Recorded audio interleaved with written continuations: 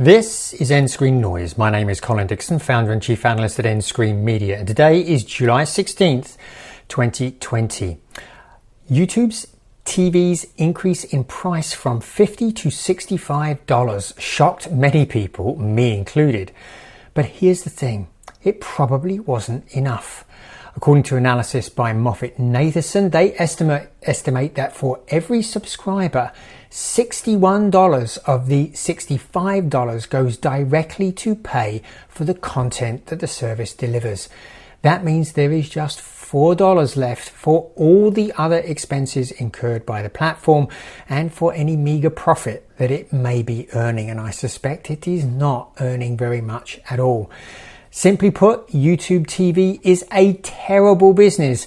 And the thing is, it was always a terrible business from the moment it launched. When it launched, it was $35, and I think you got about 60 channels at that time, maybe a bit less. And I ran the numbers on the cost of the underlying channels and thought that they were losing $5 a subscriber just on the basis of the content. And things have not gotten better because YouTube TV set out with the desire to add all of the local channels for every area in which it served.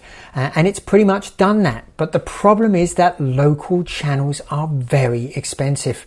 In 2018, CBS boasted it was getting $4 a subscriber for its local stations from virtual MVPDs. And if they were getting it, you can bet that ABC, NBC and Fox were too.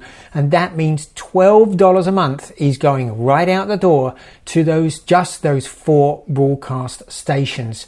And things are going to get a lot worse. Kagan is predicting that local broadcast retransmit fees will increase 12% between now and 2025 to reach $13 billion a year.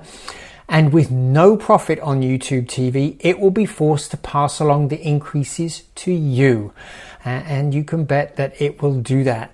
Other MVPDs, well, they're vulnerable to this too. Fubo TV and Hulu Live both carry many local channels, and both have been increasing prices pretty dramatically. Fubo boosted prices $10 last March, in March 2019, and another $5 this year to reach $60 a month. Hulu Live boosted charges $10 a month last November to reach $55 a month. That's $55 to $65 a month. These prices are only marginally better than cable, and that was not the promise of the skinny bundles. The skinny bundle promise was a smaller basket of channels for much less, and there's really only a couple of them that really still provide that. Sling TV is $30 a month and Philo $20 a month, and neither of these services have focused on locals. Very few locals are available through Sling and no locals are available through Philo. So with those prices and those price increases being driven by content providers in both pay television and in virtual MVPDs, it's little wonder that people are leaving pay TV, and most now are not picking up a virtual MVPD. Last year, in 2019, 6 million people dumped cable, satellite and telco TV services, and virtual MVPDs only grew about 2 million. That's just 33% of those people leaving traditional pay TV, picking up a virtual MVPD. And I got a feeling that ratio is going to get even worse for virtual MVPDs this year. The truth is, virtual MVPDs solved none of the problems ailing the traditional cable model. The model is irrevocably broken.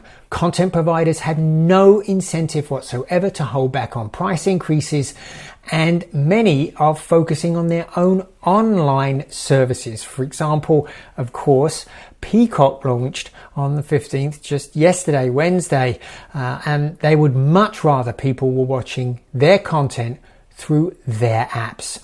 And as prices continue to rise, more people will cut the cord and not pick up vMVPDs on the way out. As for YouTube TV, Well, I think it's going to go the way of DirecTV Now, or as it's called, ATT TV Now.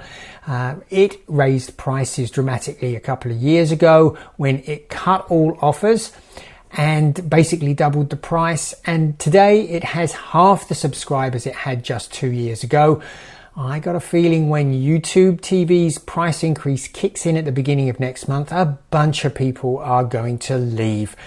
And I wouldn't be at all surprised if neither ATT TV Now nor YouTube TV were even in existence a couple of years from now. Let's be honest, YouTube TV just isn't as big a strategic priority for YouTube as it was when it launched a few years ago. So, if you've enjoyed this analysis, why don't you come to the nScreen Media website and sign up for our daily or weekly newsletter. And while you're there, you might want to think about turning off your ad blocker. I don't run regular ads on my site, and you are actually missing out on a lot of opportunities for free research and white paper, because that's how I advertise my free content and my data to you. So consider adding nScreen Media to your whitelist on your browser. We'll see you again next time.